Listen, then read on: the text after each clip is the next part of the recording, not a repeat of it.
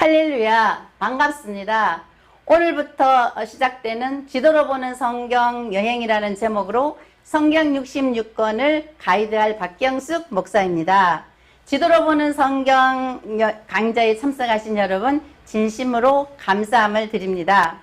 지도와 함께 성경을 보면 보다 더 깊이 있고 풍성한 하나님의 은혜를 경험하실 수가 있습니다.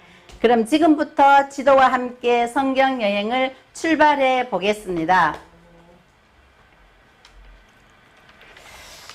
오늘은 제1강으로 구약 성경을 한눈에 돌아보기 라는 제목으로 여러분과 말씀을 나누기를 원합니다.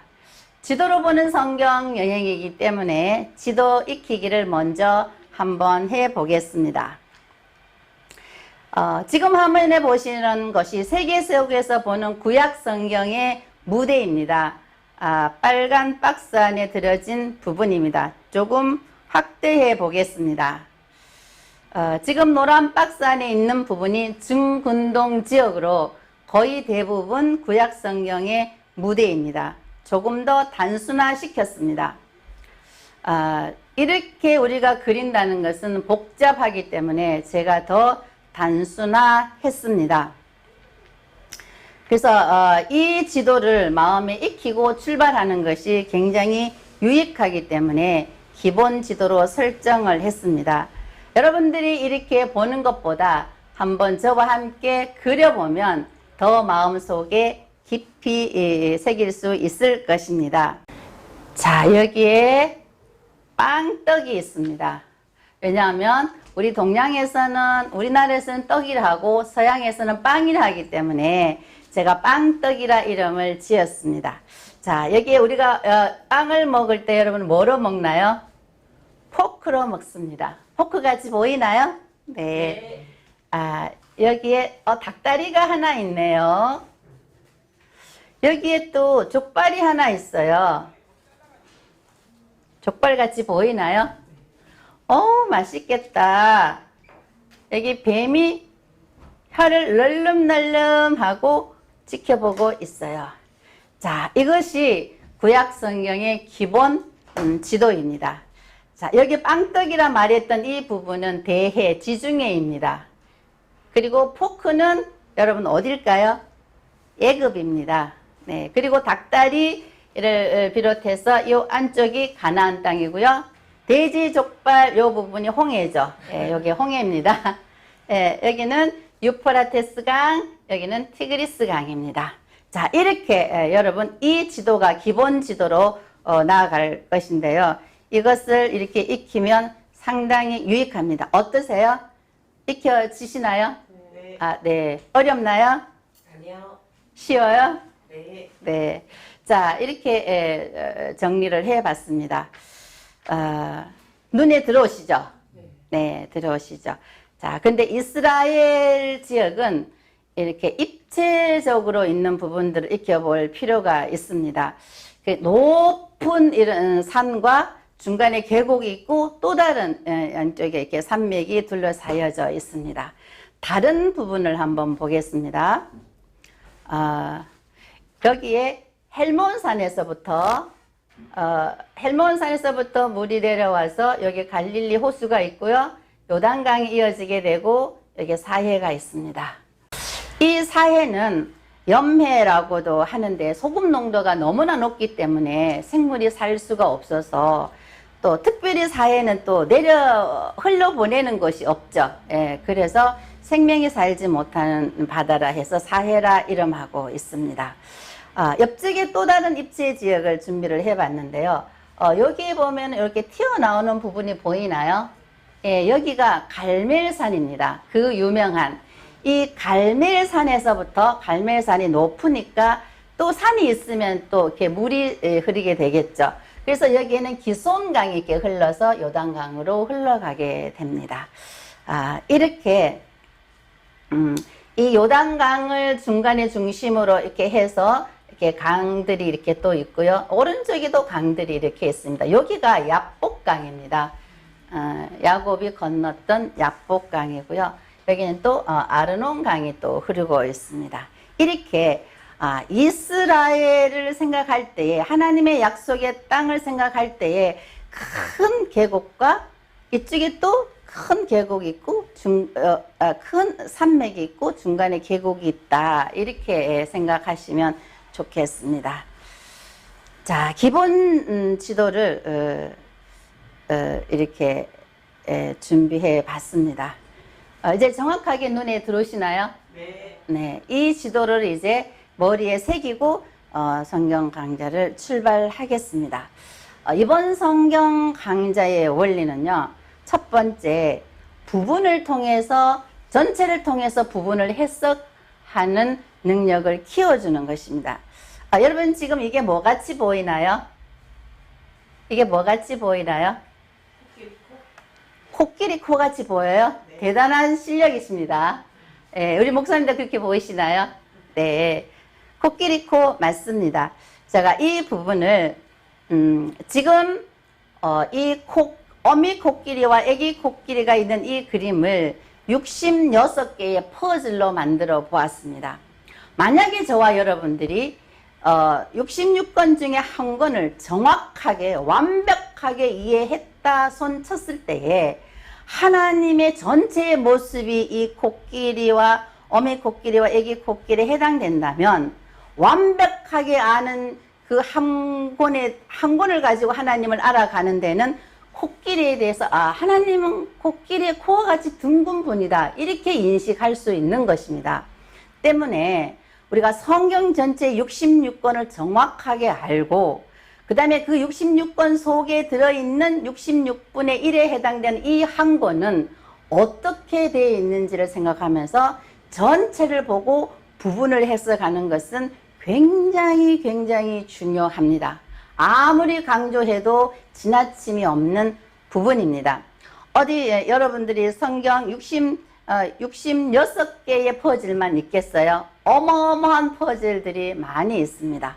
자, 그래서 이런 퍼즐들이 66권에 있는 그 많은 퍼즐들이 정확하게 아구가 딱 맞아졌을 때에 하나님이 정확하게 우리가 인식할 수 있다는 것입니다.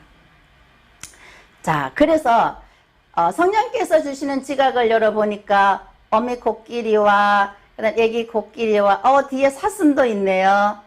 예, 여기에 풀을 뜯어 먹고 있는 이러한 그림이 하나님이라는 것을 정확하게 알 수가 있는 것입니다. 자, 이거는 부엉이 그림인데요. 마찬가지죠. 예, 네모 박스 안에 있는 이 부리 부분만 보고 부엉이를 알 수 없듯이 마찬가지입니다. 이거는 사자 그림이고요. 이거는 낙타 등입니다. 예. 자, 그래서 지금 제가 말씀드리고 싶은 것은 무엇이냐면 우리가 성경 전체를 알고 부분을 해석해야만이 정확하게 알 수 있고 오늘 내가 아침에 성경 말씀을 큐티를 한다 할지라도 성경 전체에서 이 부분은 어떤 부분에 해당되는지를 먼저 알고 그 다음에 그거를 나한테 적용하는 것이 순서인 것입니다. 그러지 아니하면 우리가 하나님 말씀과 다르게 이렇게 삼천포로 빠질 수 있는 길이 되겠죠. 자, 두 번째는 하나님의 마음을 읽어야만 성경을 읽었다고 할 수 있겠습니다. 우리가 성경을 읽을 때는 처음에는 글자를 읽게 되겠죠. 그 다음에는 단어를 읽게 되고 그 다음에는 문장을 읽게 되고 자, 그 다음에는 책, 그 다음에 구약, 신약 이렇게 쭉 읽어가는 데 있어서 결국은 우리가 하나님의 마음을 읽어야 성경을 읽었다고 할 수 있겠습니다.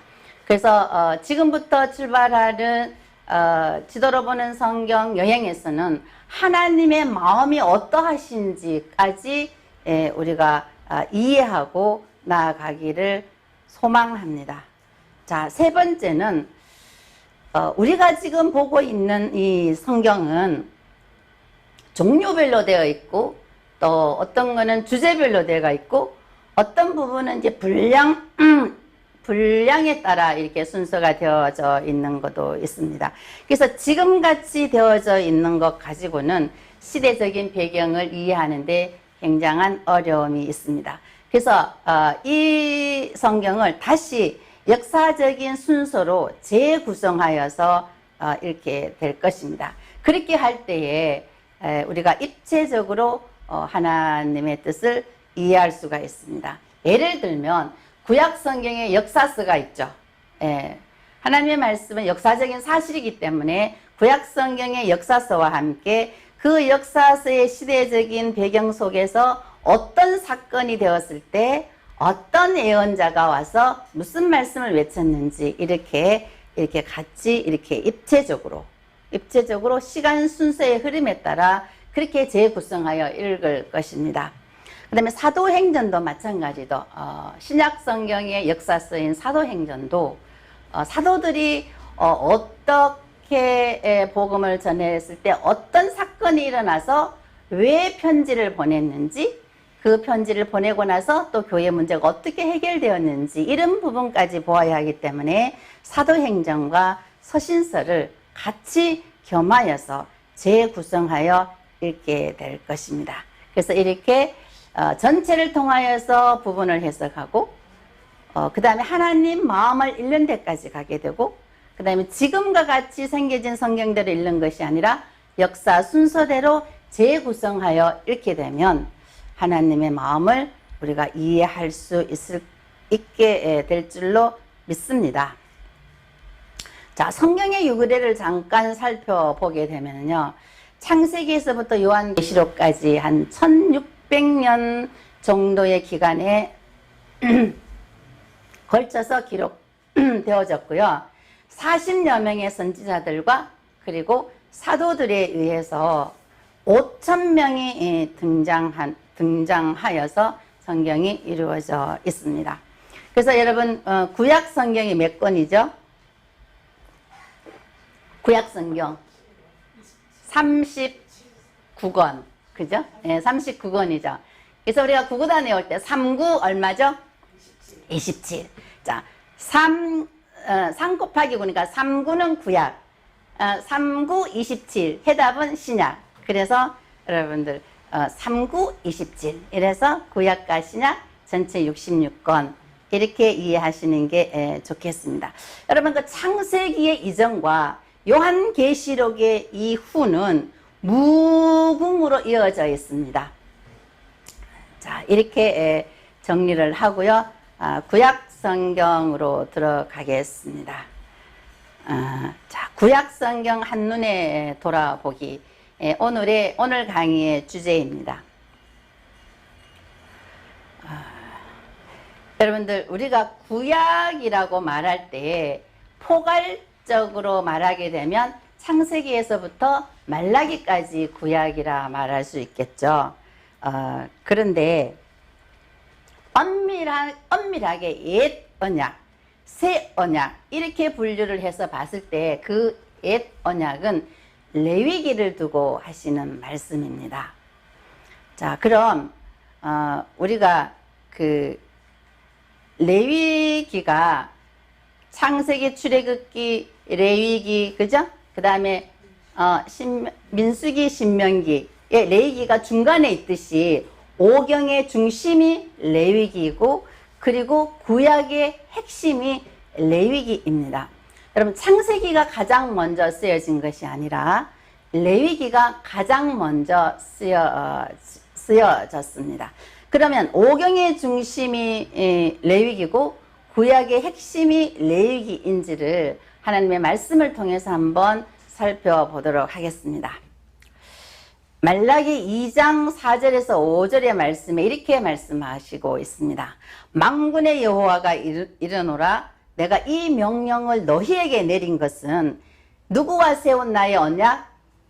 레위와 세운 나의 언약이 항상 있게 하려 함인 줄 너희가 알리라. 레위와 세운 나의 언약, 즉 레위기는 구원받게 하는 율법이 아니라 우리에게 생명을 주고 평강을 주는 언약이라 이렇게 말씀하십니다. 그래서 하나님께서 레위기라는 율법을 우리에게 주신 그 이유는 우리로 하여금 하나님을 경외하려고 한다 이렇게 말씀하시고 있습니다. 2장 8절에서 9장을 보니까요. 나 만군의 여호와가 이르노라 너희가 레위의 언약을 깨뜨렸느니라 구약 성경 마지막 말라기에 가서 하나님께서 말라기 선지자를 통하여서 하시는 말씀이 너희가 레위와 세운 나의 언약, 레위기에 있는 그 언약을 깨뜨렸다. 이렇게 말씀하십니다. 그리고 하나를 더 보면은요, 마지막 장입니다. 말라기 4장에 보면 이렇게 말씀이 있습니다. 4절입니다. 너희는 내가 호렙에서, 호렙산이나 시내산이나 같은 말이거든요. 호렙산 이꼬르 시내산입니다. 온 이스라엘을 위하여 내 종 모세에게 명한 법, 곧 율례와 법들을 뭐하라? 기억하라. 말라기 끝에까지 가서 하나님께서 하시는 말씀은 뭐냐면 레위기를 기억하라는 거예요. 레위기의 율법을 기억하라는 것입니다. 만약에 그리하지 아니할 때에 말라기 4장 끝절입니다. 두렵건대 내가 와서 만군의 여호와가 와서 저주로 그 땅을 칠까 하노라 하면서 구약의 문이 쾅 하고 닫히게 되는 것입니다. 여러분, 그 레위기라는 언약을 맺게 되는 과정을 보면요, 이스라엘 백성들이 그 애굽 땅에 가서 430년 동안 바로의 종이 되었을 때에, 그때에 바로가 인구 억제 정책을 씁니다. 왜냐하면 이 히브리 족속들은 생육하고 번성한 게 중요한 거예요. 그래서 애굽의 바로 왕이 이 히브리인들이 자기 나라를 먹어버릴 것 같은 그러한 두려움에서 사내 아이만 나면 나일강에 다 던져서 죽이게 합니다. 혹시 기억나시나요? 하나님께서는 이렇게 말씀하십니다. 세계가 다 내게 속하였다. 하나님께서는 우주 만물과 온 세계를 하나님이 창조하셨다는 것입니다. 그런데 너희가 내 말을 잘 듣고 내 언약을 지키면 모든 민족 중에서 하나님의 소유가 되고 너희가 제사장 나라가 된다. 그랬는데 거기에는 조건이 있습니다. 너희가 하나님의 언약을 지키면, 그런 너희는 누구냐? 이 너희는 바로가 이스라엘 백성들을 430년 동안 노예로 삼고 있을 때에 그들이 생육하고 번성함이 중단하여서 그들에게 인구 억제 정책을 쓰게 됩니다. 그럴 때 사내 아이만 태어나게 되면 나일강에 다 던져서 죽게 했습니다. 그래서 그 50년 내지 한 80년 정도의 세월만 그대로 지나가게 했다면 지구상에서 이름 없이 사라져 버릴 이스라엘 백성 너희, 그 너희를 모세를 보내서 하나님의 편팔과 강한 소로 너희를 구원해 내었으니 다른 세계 모든 민족도 내 말을 안 듣는다 할지라도 너희는 내 말을 들어야 되지 않겠니? 그러한 의미가 들어져 있는 것입니다. 그래서 하나님과의 맺은 그 언약의 말씀을 지키게 되면 제사장 나라가 된다. 그렇게 말씀하십니다. 제사장 나라라는 것은 폰티펙스, 다리 놓는다 그런 말이죠. 하나님과 그리고 이 세계 여러 나라 사이에, 하나님과 여러 나라 사이에 여기에 이렇게 다리를 놓는 역할을 하는 나라로 삼으신다는 거예요. 누구를? 이스라엘 백성을.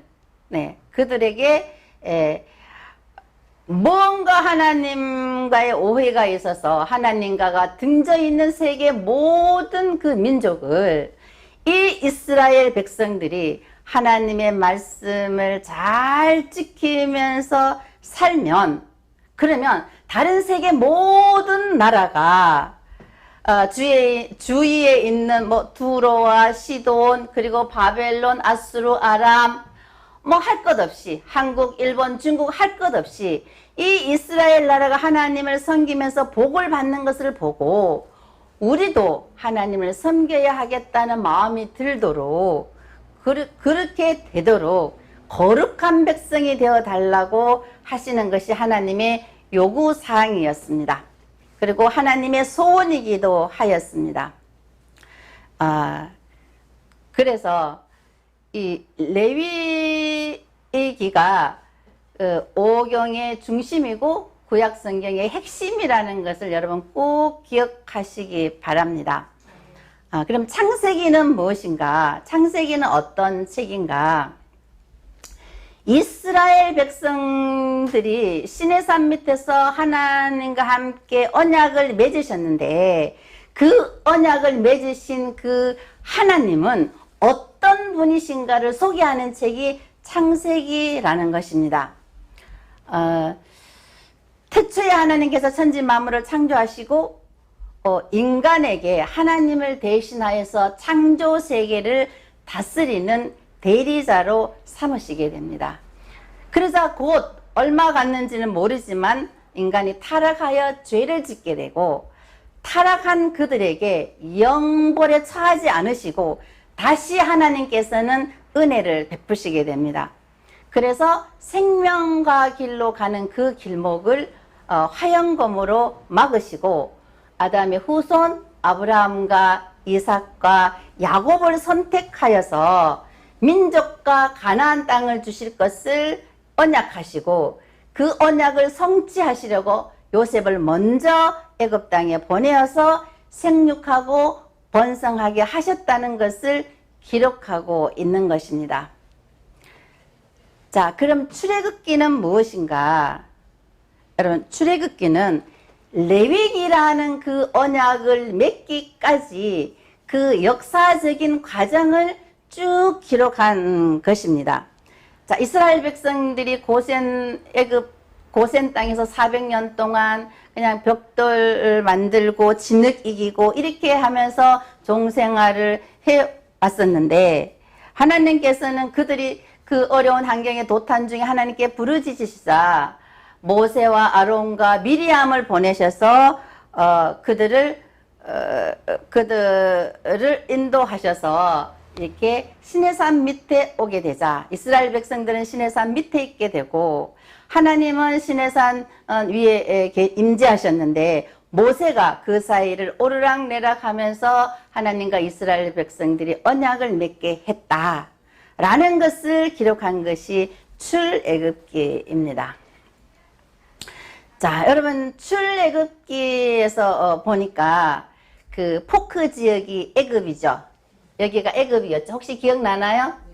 예, 애굽에서 탈출하여서 시내산에 와서 시내산 밑에서 하나님과 언약을 맺게 되는데 여러분 여기가 시내산이라고 기존의 주장의 위치였습니다. 시나이 반도에 있는 그 부분이 시내산으로 우리는 성경 뒤쪽에 있는 지도를 보면서 알아왔습니다. 근데 최근에 그 새로운 주장이 나왔습니다. 그 떨기 나무라는 책에서 강하게 이렇게 주장을 하고 있는데요. 저는 이렇게 지금 새로운 주장에 저는 동의하는 바입니다. 왜냐하면 이렇습니다. 그 모세가 그 바로의 눈을 피하여서 미디안 땅으로 도망을 갔죠. 그래서 그 이드로의 딸과 결혼하게 됩니다. 그죠? 그래서 이드로가 살았던 지역은 애굽 지역이 아니라 여기는 미디안 땅에 있는 미디안 땅에 도망가서 거기에서 40년 동안 살게 됐거든요. 근데 이 지도를 보면서 저는 성경을 읽으면서 아니 미디안 땅으로 도망갔으면 미디안 땅에 시내산이 있어야 되는데 어떻게 애굽 땅에 시내산이 있는가? 여러분 이 대지 족발 요 위쪽 부분이 시내산 위치라고 우리가 알고 왔거든요. 여기는 여러분 시나이 반도로서 애굽 땅이에요. 경계가 어디냐면 여러분 성경에 보면은 애굽 시내가 여기 지중해에서부터 이렇게 흐르게 됐거든요. 이 애굽 시내를 기준으로 하여서 이쪽은 애굽 땅, 이쪽은 가나안 땅인 거예요. 그런데 모세가 바로의 눈을 피해 가지고 애굽 땅에 있었다는 것은 말이 안 되는 거죠. 바로가 잡으러 못 갔잖아, 그죠? 예, 성경에 보면 분명히 미디안 땅에 40년 동안 있었고 거기에서 호렙산에서 불 붙는 그 가시나무 떨기를 보고 하나님의 부르심을 받고 민족을 구원하라는 하나님의 명령을 듣고 그 명령을 수행하게 되죠. 자, 그래서 저는 그 모든 지도를 미디안 땅에 있는 시내산으로 이렇게 설명을 해 나갈 것입니다. 자, 그래서 지금 미디안 땅 현재 사우디아라비아에 있는 시내산과 호렙산의 모습입니다. 여러분 빨간 줄친 동그라미 부분에 보면 검게 타 있는 부분이 보이나요? 예, 검게 타 있죠. 이 부분이 하나님의 그 임재 때에 불탄 흔적이라고 합니다. 그 옆에 그 엘리야가 있었던 동굴 호렙산의 그 엘리야 동굴입니다. 자, 이런 것들은요, 여러분 지금 사우디아라비아가 그 이슬람권이기 때문에 못 들어가잖아요. 근데 요즘에는 드론 있잖아요. 드론으로 해가지고 그 우리 성경에 있는 그런 흔적들을 다 유적을 찾아내는 것들을 볼 수가 있어요. 자, 그래서 기존에 주장했던 시내산의 위치와 여기 시내산의 기존에 주장했던 부분은 정상이 이렇게 생겼습니다. 울퉁불퉁하게 이렇게 생겼고요. 새로운 그 주장을 한 시내산의 위치는요, 홍해를 이쪽 홍해를 건넌 것이 아니라 이 홍해를 건넜다는 것입니다. 자, 여기에서 이 시나이 반도를 가로질러서 오른쪽에 있는 홍해를 건너서 미디안 땅에 있는 시내산에서 이스라엘 백성들 하나님과 언약을 맺었다는 것입니다. 이 부분은 출애굽기를 할 때 다시 정확하게 성경적인 근거를 들어서 말씀해 드리도록 하겠습니다. 자, 그럼 민수기는 무엇인가? 자, 이스라엘 백성들이 시내산 밑에까지 와서 시내산 밑에 와서 하나님과의 그 언약을 맺고 난 다음에 하나님께서는 이렇게 말씀하시는 거예요. 너희가 지난 400년 동안 살았던 애굽 사람들처럼 살지 말고, 왜냐하면 430년 동안 그들이 살면서 먹는 것도 애굽 사람처럼 먹고 입는 옷도 애굽 사람처럼 입고, 그리고 신을 섬기는 것도 애굽 사람이 섬기는 신을 다 섬겼기 때문에 애굽 사람이 섬겼던 그러한 생활 방식대로 살지 말고 앞으로 들어갈 가나안 땅에 있는 사람처럼도 살지 말고 너희는 어떻게 살아라? 하나님이 주시는 하나님 나라의 법대로 살아라. 그 하나님 나라의 법이 레위기거든요. 그래서 민수기는 무엇이냐면, 자, 이스라엘 백성들이 이 백성 민자의 헤아릴 숫자죠. 그래서 인구조사를 2번을 했어요. 그래서 왜 민수기라 이름을 지었나 하니까, 인구전사를 2번 하니까 백성의 수를 헤아려서 기록했다. 이렇게 해서 민수기라 이름을 지었는데요. 그러나 히브리인들의 이 책의 이름은 뼈밋 바레라, 그래서 광야에서 라는 뜻입니다. 그럼 이스라엘 백성들이 광야에서 무엇을 했느냐? 인구조사를 하고 인구조사와 이 인구조사 사이에 광야 생활을 38년 동안 했는데 그동안에 무엇을 했느냐? 하나님 나라의 법대로 사는 훈련을 했다. 이렇게 보는 것입니다. 그래서 민수기는 뭐냐면 광야의 훈련 일지를 기록한 책이다. 이렇게 이해하시면 되겠습니다.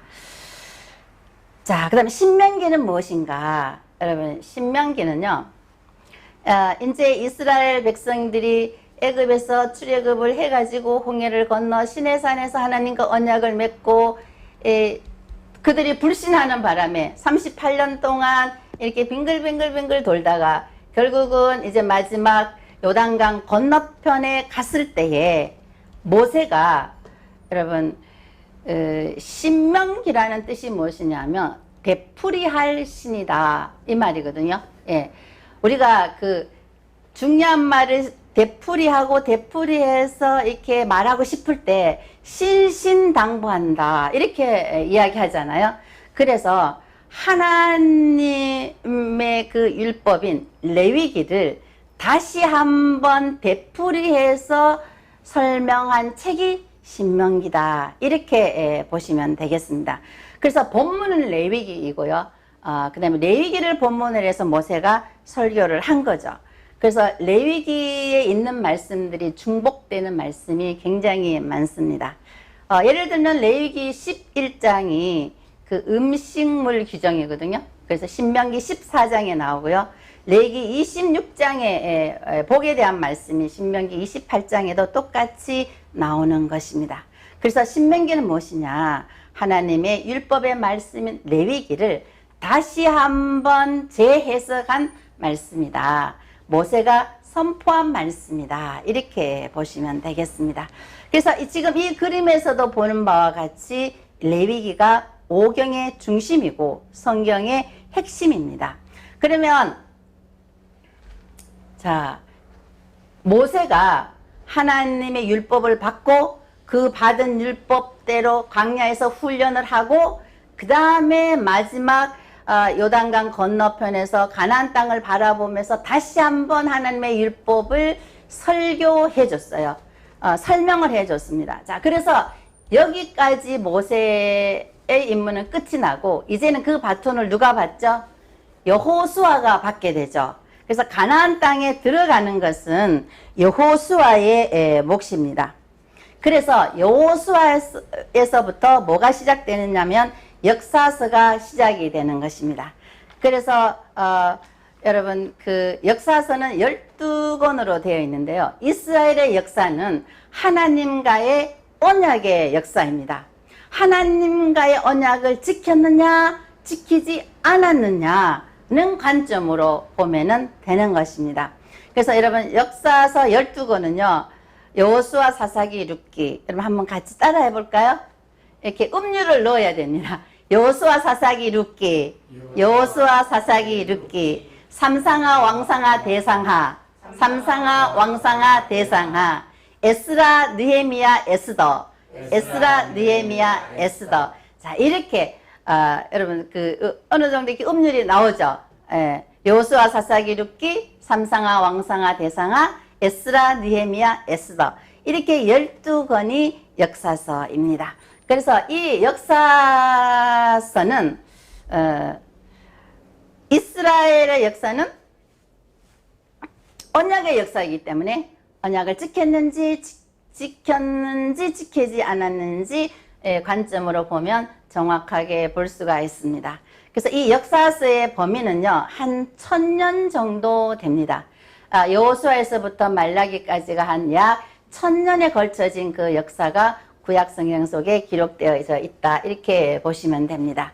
그러면 우리 성경 속에 역사서만 있는 것이 아니고 시가서가 있죠. 자, 보세요. 하나님의 주신 그 하나님의 법인 율법의 말씀을 지키면 우리가 뭐를 받죠? 그토록 받고 싶어하는 복을 받죠.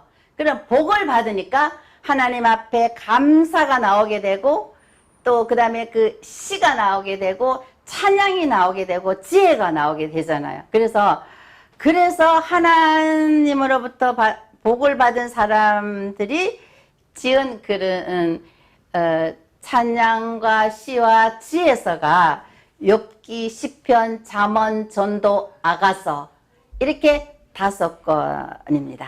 자, 욥시, 잠, 전, 그죠? 이렇게 5권이 하나님의 언약의 말씀을 지켜서 복을 받은 사람들이 기록한 책이다. 그것이 시가서다. 이렇게 이해하시면 되겠습니다. 자, 마지막입니다.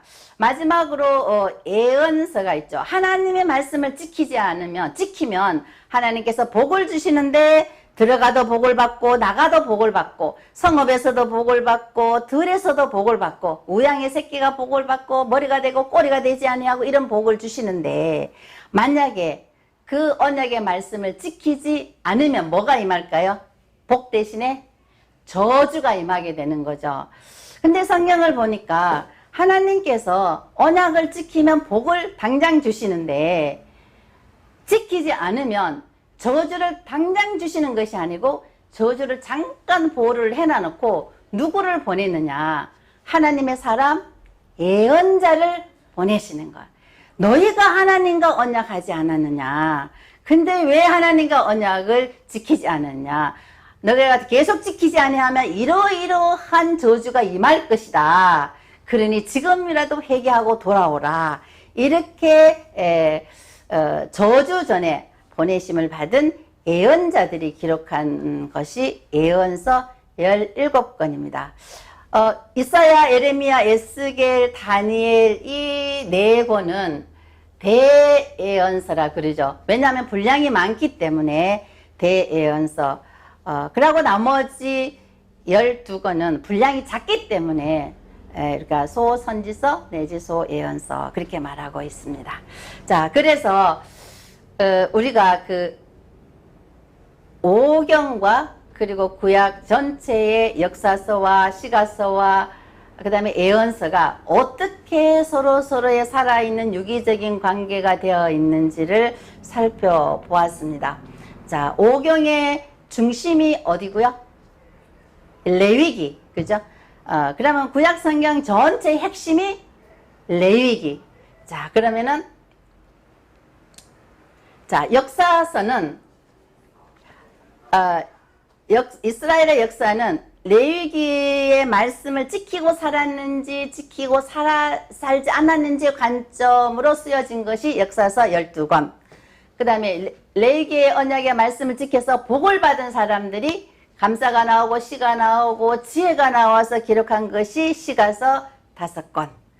그 다음에 하나님께서는 언약의 말씀을 지키지 않으면 저주를 내리시는데 저주를 내리시기 전에 하나님의 사람 예언자를 보내서 다시 돌아오게 하는 예언서 17권. 자, 이렇게 해서 각 구약 성경의 각각의 책들이 어떤 성격을 가지고 있는지 알고 우리가 하나님의 말씀을 읽는 것과 그렇지 않는 것은 굉장한 차이가 있습니다. 자, 오늘은 이렇게 구약 성경을 그 천체 망원경으로 여러분 천체를 관찰하는 망원경으로 한번 이렇게 휙 그냥 돌아봤고요. 다음 시간 제2강에는 창세기부터 해서 하나님의 창조에 대한 부분으로 여러분과 다시 만나기를 바랍니다. 수고하셨습니다. 감사합니다.